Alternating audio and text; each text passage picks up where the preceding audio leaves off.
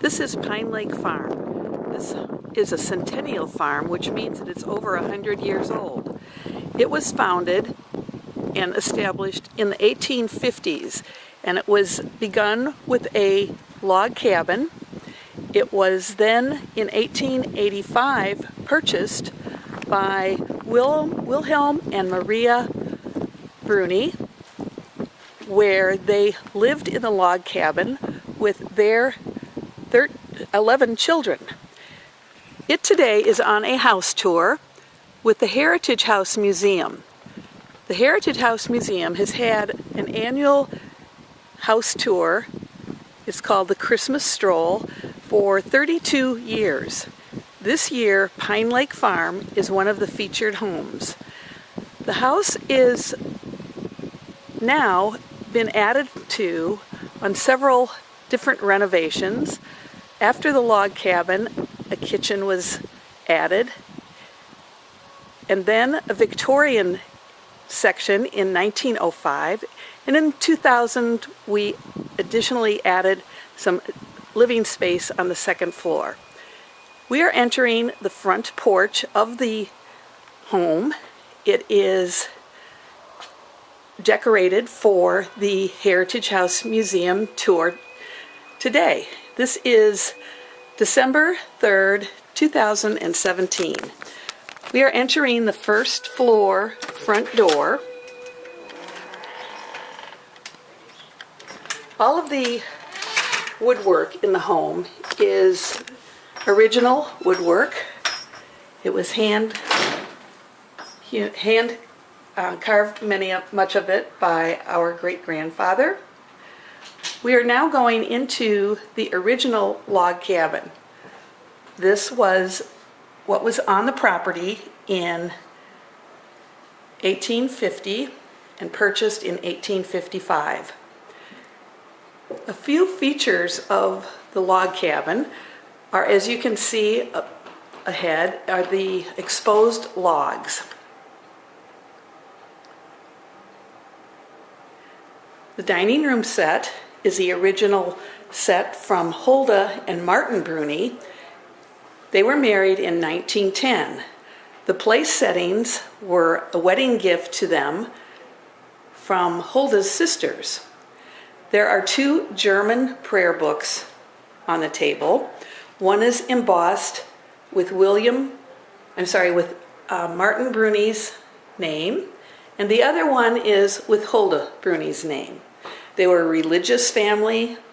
They worshipped at Olive Branch Lutheran Church when they first lived in the log cabin. The tree is typical of that era.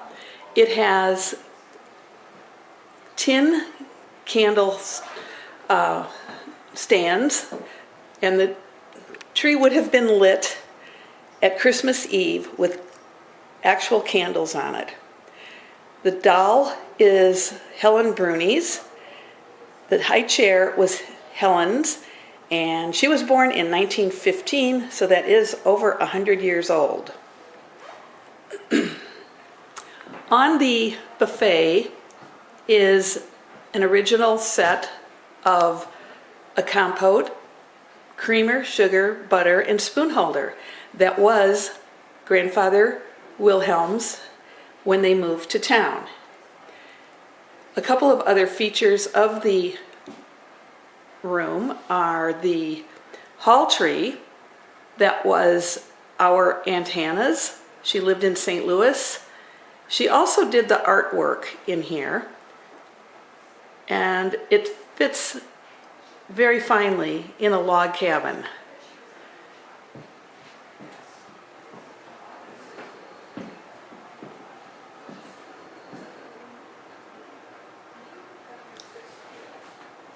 We'll go back to the log cabin to see if we can see the exposed logs just a little bit better. They were hand hewn, and in later years there was 3 additional logs added to give the log cabin a little more height. The ceiling is the original. It was the floor for the upstairs attic where the children would sleep. There were 11 children that were born in this log cabin, my grandfather as well, Martin Bruni. We're going to go now into the kitchen, which was added, and we're going to say, watch your head. The doorways are very low based on it being an original log cabin. The kitchen was added probably between 1885 and 1895. And a few of the features here are a display of antique cookie cutters that were from the family. There's some that were actually handmade, some that were acquired from our Aunt Mitzi. On the table is a cookbook from 1908 with some handwritten recipes in it from Hulda Bruni. Over the cabinets are a display of beautiful hand-woven baskets that our grandfather Perschbacher did. He would sell these for egg baskets. Some of the markings are still on there for how much he would charge, and it would only be something like 20 cents or 50 cents.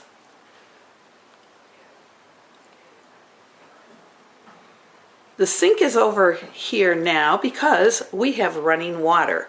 When the kitchen was here for the family, there was no running water, and over in the corner there was a cistern pump, and you would pump the water into the kitchen from the cistern.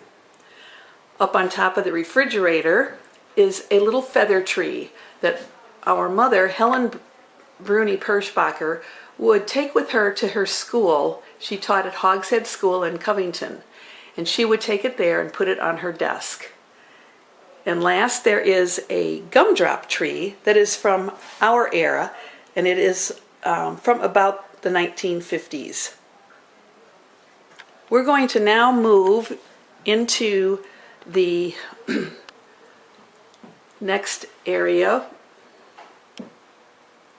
of the home. We're going to pass by first the staircase going up to the second floor. And this was added in 1905 as a Victorian two-story addition to this log cabin. We'll come back the same way to go up the stairs. The first thing we're going to do is go into the living room, and we will see what we have put together for the stroll here.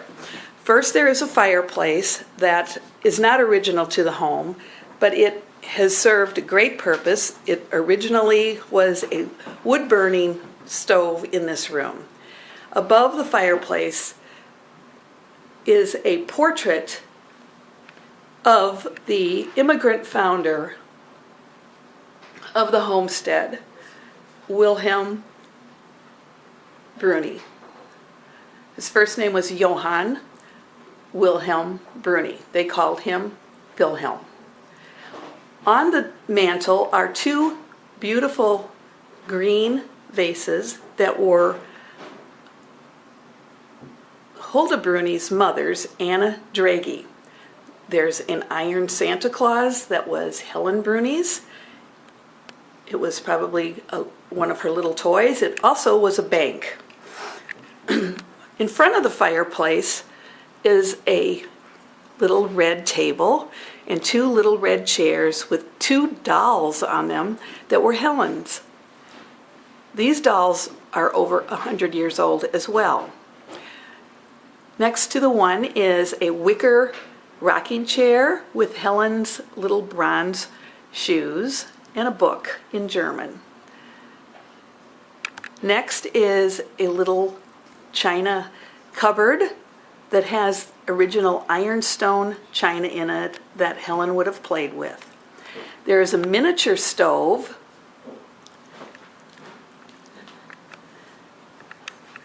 that is part of this era. It actually belonged to Mabel Bruni Perschbacher, Helen's cousin. There's an Santa collection that Helen in her adult age collected Santas from all different areas and enjoyed having her Santas displayed in her home in retirement.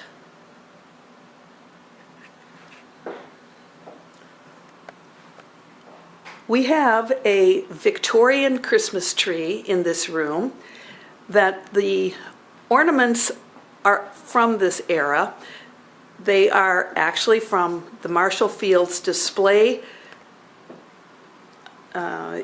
in Chicago when they were sold to Macy's.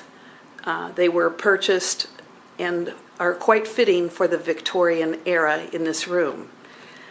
The quilt that's displayed is a quilt that was made by Johanna Eckert Perschbacher. She was the grandmother and wife of Charles Perschbacher, Delmar's mother. Her style was French knots, and this basket has been preserved. It's probably from the 1920s. It's a treasure. We're going to now go into the bedroom that Hulda and Martin would have had for their first bedroom after this addition was built in 1905. They were married in 1910. First is a spinning wheel that was Marie Bruni's, and she was the wife of Wilhelm Bruni. There are some vintage quilts. The top one is from Aunt Emma. That was Martin's sister. And I believe the bottom one is from Aunt Emma as well.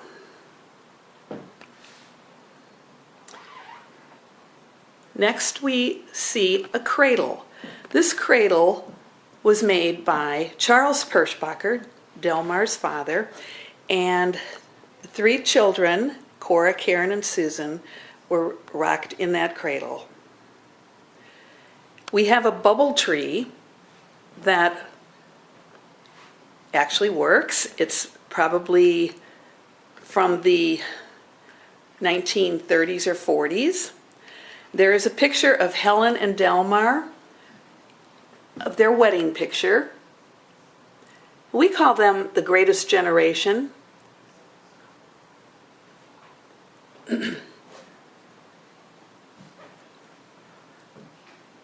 The bedspread that is on this bed was a wedding gift to Hulda and Martin from Martin's sister Emma. It's beautifully crocheted, all hand done.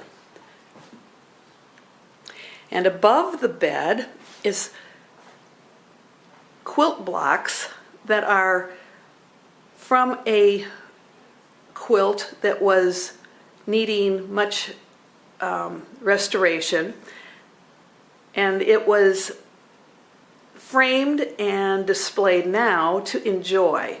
It's called Red Work. This quilt was made by Hulda Bruni, and I'm walking over to show you a photograph of what it would have looked like on a bed.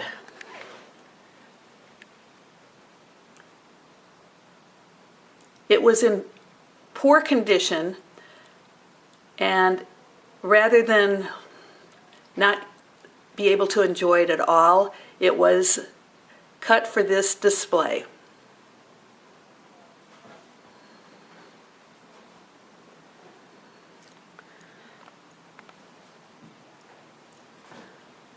We're now going to walk back towards the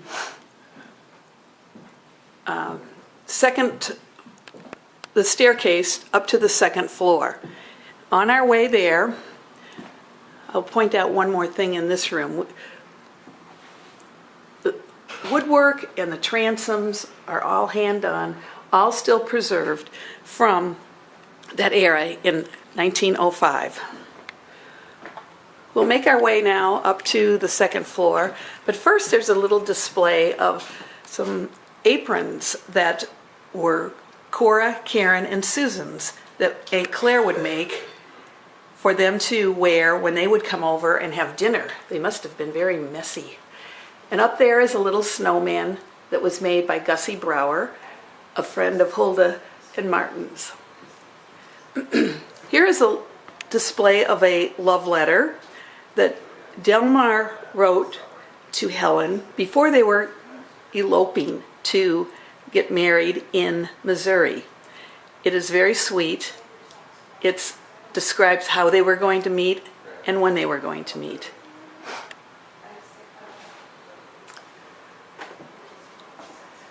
The banister was made, handcrafted, by the same gentleman who did woodwork at the Olive Branch Lutheran Church. It's beautifully carved. It has stood the test of time. You'll hear going up the stairs that they're a little squeaky, but they're only 110 years old. We're first going to go into what we call the baby boomer room. In the baby boomer room, we have things displayed from the era of Cora, Karen, and Susan. We're going to start over here with first a wall hanging that is called a lap robe. This lap robe would have been used by Delmar, Clara, and Emil, and they would use it on an open buggy when the family went to church. The children would keep warm under that. When they were in church, they would put it on top of the horses, and when they came out of church, they pulled it towards them and kept warm as the horses kept the blanket warm while they were in church. There's a little Lionel train displayed. That train belonged to Karen. The little stuffed animals on the bed are from Gussie Brower, same one that made the snowman, and they have been preserved all this time and for us to enjoy them yet today. The quilt is a product that was made at Trinity Lutheran Church in Nashville. Our Aunt Claire, my dad's sister, belonged there, and the Ladies' Aid would make quilts such as this for a very small donation, and it's a beautiful quilt of that time. Over here is a Singer sewing machine that was used by our grandmother, Hulda Bruni, and it still works today. And on it are some photographs of Karen, Cora, and Susan with Santa Claus. Moving back to the baby boomer generation, we have the dollhouse from that era. It's still in excellent condition. It's now probably close to 70 years old. It also does a rotate so that children could see it from the front and the back. It's really very well preserved. All the furniture is plastic, but it's all intact. It was a joy to play with that as a child. We have a camera that was Helen's. She had that with her a lot and took a lot of photographs of us.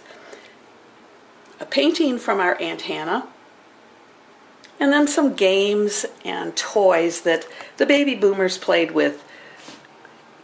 Monopoly, little pull toys, a chalkboard with pegs, and a little mailbox bank.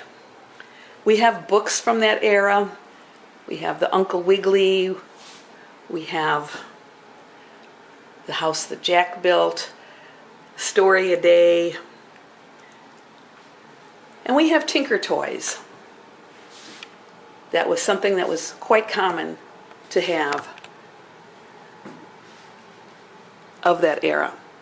Here is a photograph of Cora, Karen, and Susan at Santa Claus Land, Indiana, where we went to see Santa. And the last item in here is a beautiful bassinet. The bassinet was made by our grandfather Perschbacher, Delmar's father, and the three girls, Karen, Cora, and Susan, all were in this bassinet. And then the next generation, which was Kate, David, Lynn, and Danny. And then finally the next generation, which was Scott and Claire and Hannah.